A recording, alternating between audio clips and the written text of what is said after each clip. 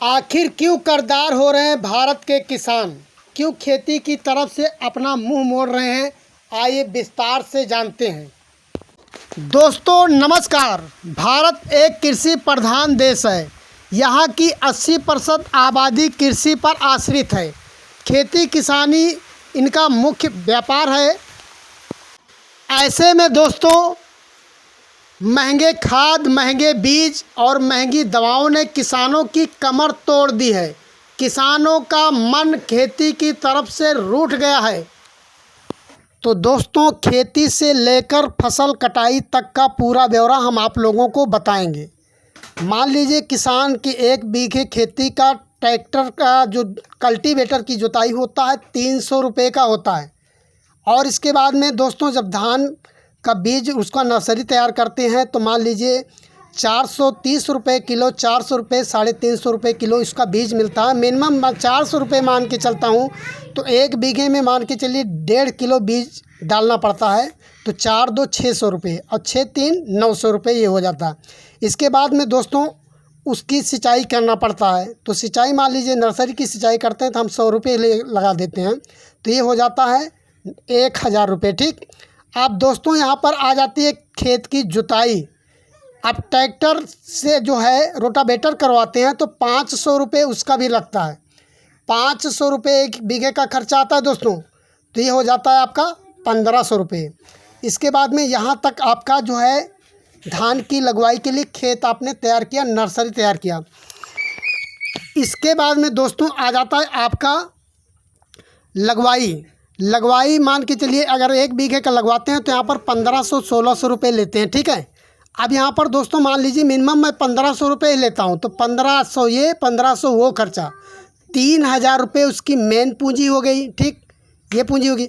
अब दोस्तों बात आती है उसकी खाद की जो कीटनाशक दवाएं डालते हैं, तमाम कीड़े मकोड़े भी लगते हैं धान की फसलों में। तो मान लीजिए खाद और दवाओं का 1 बीघे में 2000 रुपये तो कितना हो जाएगा 3 2 5000 रुपये। ठीक। अब दोस्तों बात आती है सिंचाई की। अगर साधन अपने पास साधन रहेगा भी नहीं भी रहेगा तभी तो आपको सिंचाई भी देनी पड़ेगी। अगर आपके पास ट्यूबवेल है तब भी आप लोगों को बिल तो देना पड़ेगा। ठीक है। अगर दूसरी जगह से लाकर दूसरे के ट्यूबवेल से आप लोग सिंचाई करते हो तो मान लीजिए उसका भी 1000 रुपये रख लीजिए। ठीक है।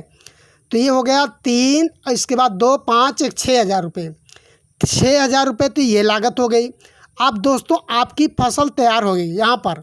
अब उसकी कटाई के लिए आपको फिर से कटवाने के लिए मज़दूर करना पड़ेगा। मान लीजिए मज़दूर करते हैं तो 1500 रुपये ये हो जाता है, 1500 रुपये उसके मड़ाई के। ठीक। अब ये हो जाता है 1500 रुपये, 5 1 6 6500 रुपये ये हो जाता है। इसके बाद में आ जाता है दोस्तों उसकी मड़ाई के लिए। अब उसकी मड़ाई के लिए 1500 रुपये वो भी देने पड़ेंगे। अब ये हो जाएगा 5 3 8 650 1500 रुपये, ये 8000 रुपये ये लागत आ गई। ठीक है। मान लीजिए फसलों को वो अपने पुआल वगैरह को घर तक लेकर जाता है, 1000 रुपये उसका भी खर्चा रख लीजिए। अब टोटल खर्चा उसका आ गया 9000 रुपये 1 बीघे में। 1 बीघे में धान लगवाने पर किसान का खर्चा आया 9000 रुपये। ठीक, 9000 रुपये। और उसका उत्पादन कितना होता है? बहुत ज़्यादा होता है दोस्तों। तो मान लीजिए 4 कुंतल का उत्पादन होता है या मतलब 5 कुंतल ही रख लेते हैं तो 16 चौको 64, 16 पंचे 80, 8000 रुपये ये हो जाते हैं। ठीक है। और इसका टोटल खर्चा कितना आ रहा था? 5 3 8 1 9। तब भी किसान दोस्तों 1000 रुपये माइनस में जा रहा है, कर्जदार होता जा रहा है। ये तो उसका हो जाता है। इसके बाद में जो घर परिवार के लोग हैं, जो घर के बड़े बुजुर्ग उसकी सिंचाई करते हैं, उसकी रखवाली करते हैं, जो पानी वगैरह लगाते हैं, अपनी मजदूरी ना भी जोड़े, एक भी पैसा अपनी मजदूरी किसान नहीं भी जोड़ रहा है तब भी दोस्तों किसान कर्जदार हो रहा है। और दोस्तों अगर किसान की फसल तैयार हो जाती है, मार्केट में आ जाता है, चाहे धान आए, चाहे गेहूँ आए, चाहे सब्जी आए, चाहे दलहन आए, चाहे तिलहन आए, तो उसको कौन निर्धारित करता है? सरकारें निश्चित करती हैं उसका रेट, किस रेट में हम खरीदेंगे। एक बिचौलिए होते हैं जो बनिया होते हैं वो निर्धारण करते हैं मैं 16 रुपये में आपका धान लूँगा। कंपनी का मालिक होता है, दवा की कंपनी में 4 रुपये की दवाई 64 रुपये में बेचता है दोस्तों। कंपनी का मालिक निर्धारण करता है कि मैं दवा में हमारी ये लागत आई, ये केमिकल डाला, इतनी मजदूरी पड़ा, ये बिजली का बिल आया, ये खर्चा आया, ये चीज़ें मिलाकर हम 4 रुपये उसकी मेन लागत आती है, तो वो 64 रुपये में बेचता है। और किसान जो है, जो दिन रात अपना खून पसीना बहाता है, मेहनत करता है। कई कई किसान भाई हमारे रात बिरात खेतों में टहलते रहते हैं। और इसके बाद तमाम दोस्तों, ऐसे में बारिश का मौसम है, बारिश में दोस्तों कटीले सर्प वगैरह, सांप वगैरह टहलते रहते हैं, तो कई किसानों को दंश भी कर देते हैं, काट भी लेते हैं, जिसकी वजह से लाखों किसानों की मृत्यु हो जाती है प्रति साल हमारे भारतवर्ष में। तो दोस्तों, इस तरीके से किसान हमारा कर्जदार हो रहा है। कहाँ से वो घर बनवा पाएगा दोस्तों? अपने घर का खर्चा कैसे चला पाएगा? इस खेती किसानी से नहीं करवा पाएगा, क्योंकि दोस्तों महंगे बीज। पहले क्या होता था दोस्तों? पहले ये होता था कि घर का अनाज होता था, घर के बीज होते थे, उसी को दोस्तों सुरक्षित रख दिया जाता था। बड़े बड़े मिट्टी के कुएँ बनाए होते थे, उसी में सुरक्षित रखकर उसको बंद कर दिया जाता, ठीक, ताकि उसमें किसी कीट मकोड़े का प्रभाव ना पड़ पाए। जब दोस्तों नर्सरी तैयार करनी होती थी, तब उस बीज को निकाला जाता था और खेतों में बो दिया जाता था। तो दोस्तों घर का अनाज हो जाता था, उसको 1 पैसा देना नहीं पड़ता था, तो वो बचत आ जाती। अब दोस्तों क्या हुआ? अब नए संशोधन, इसके बाद में उन्नतशील बीज बनाने के लिए उसी फसलों की उसमें थोड़ा सा केमिकल वगैरह मिलाकर, इसके बाद संशोधित करके वही किसान को वही धान जो हम लोगों से लेते हैं, उसी को संशोधित करके लाकर फिर हमें देते हैं। कितने रुपए किलो? 400 रुपये किलो देते हैं। उसका निर्धारित रेट कौन निश्चित करता है? उसका दोस्तों व्यापारी निश्चित करता है, फैक्ट्री मालिक निश्चित करता है, जो कि बीजों को संशोधित करके दोबारा से हमारे पास में भेज रहा है। दोस्तों बात की जाए अगर उत्तर प्रदेश यानी कि भारत के किसान की, तो दोस्तों इस समय सबसे ज़्यादा कोई अगर मजबूर है, बेसहारा है, असहाय है, कर्जदार है, तो भारत के किसान हैं। दोस्तों सरकारें आती हैं चली जाती हैं, लेकिन हमारे किसान भाइयों के लिए कोई कुछ भी नहीं करता है। किसान हमारे कर्जदार हो रहे हैं, वो अपने बच्चों को अच्छी शिक्षा नहीं दे पा रहे हैं। उनके आय का, इनकम का मुख्य स्रोत है खेती किसानी करके, उससे जो अनाज उत्पन्न होता है उसको बाज़ार में बेचकर उससे आमदनी या पैसा लेना। लेकिन दोस्तों उनकी फसलों की सही कीमत भी नहीं मिल पाती है।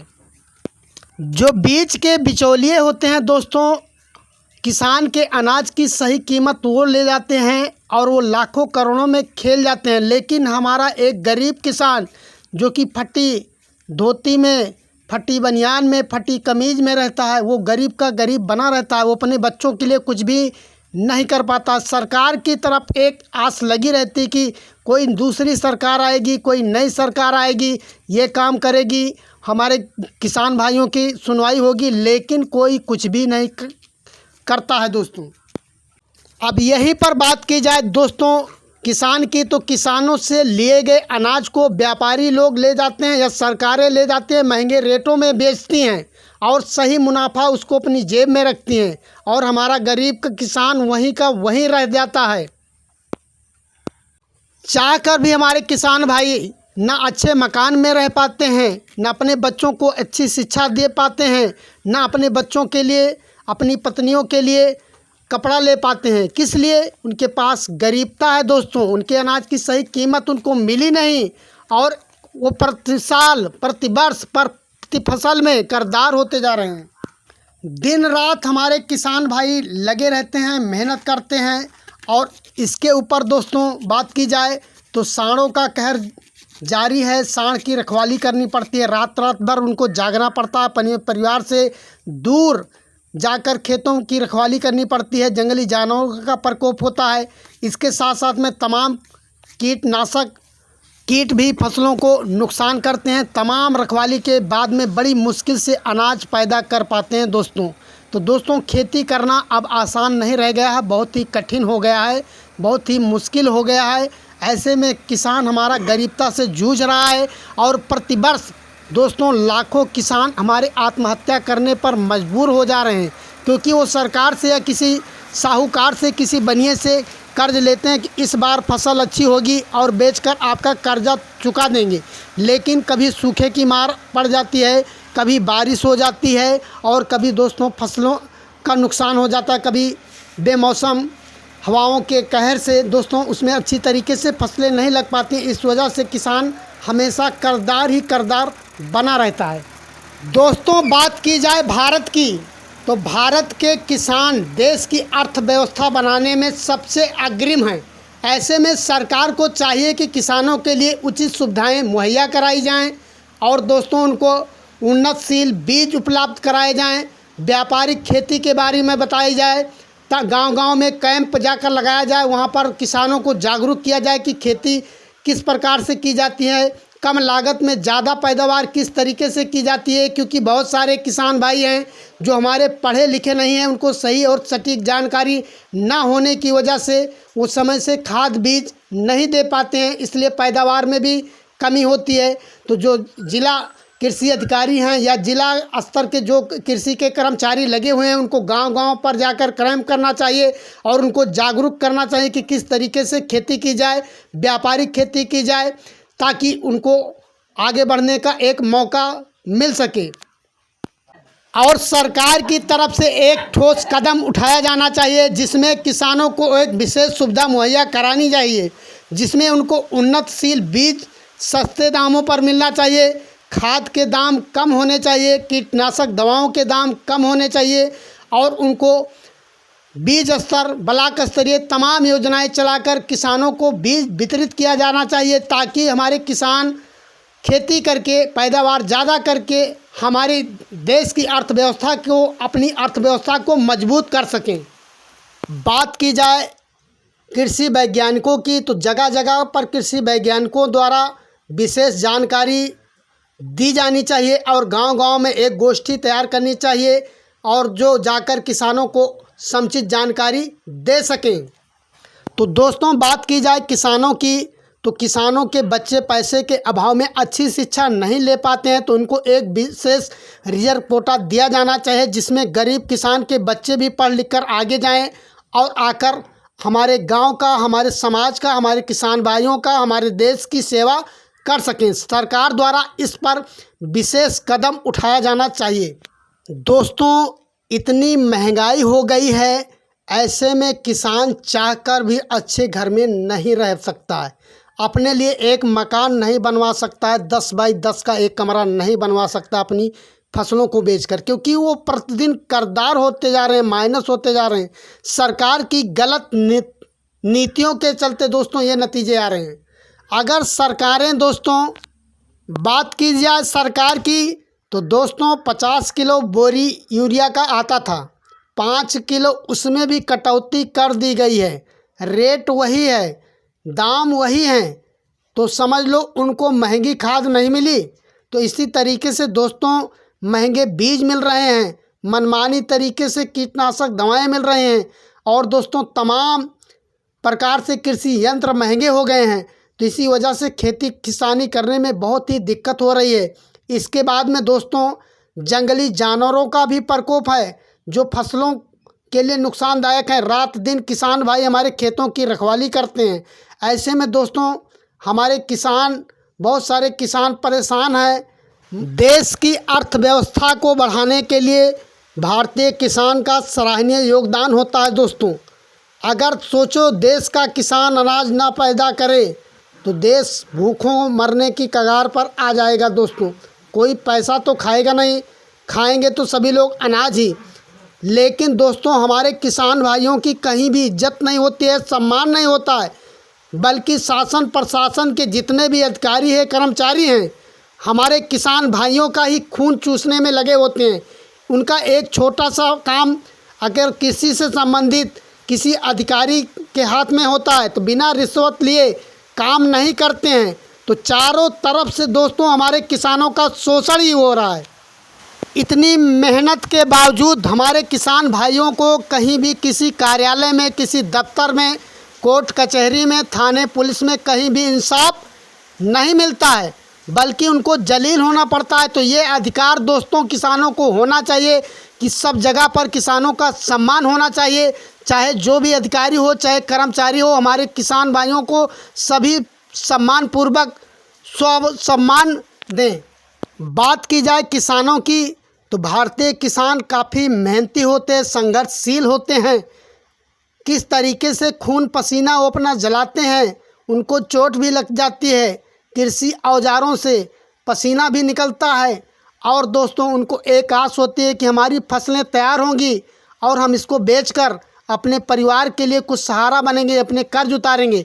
लेकिन दोस्तों ऐसा नहीं हो पाता है, क्योंकि जिस समय उत्पादन ज़्यादा हो जाता है तो तब मार्केट बिल्कुल डाउन हो जाती है और किसानों को तब भी माइनस ही झेलना पड़ता है।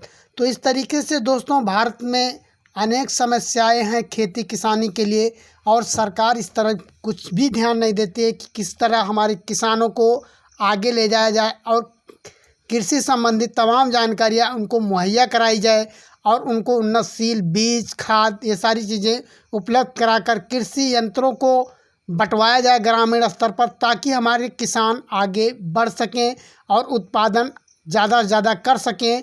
दोस्तों इस तरीके से काफ़ी किसान खेती करना छोड़कर शहरों में पलायन करने लगे हैं। अगर दोस्तों खेती को तकनीकी रूप से किया जाए तो दोस्तों हमारे युवाओं को खेती किसानी में ही तमाम रोज़गार के साधन हैं। बाहर दूर प्रदेशों में रोज़गार के लिए तरसना और भटकना नहीं पड़ता। तो दोस्तों ये वीडियो आप लोगों को कैसा लगा कमेंट बॉक्स में ज़रूर बताइएगा।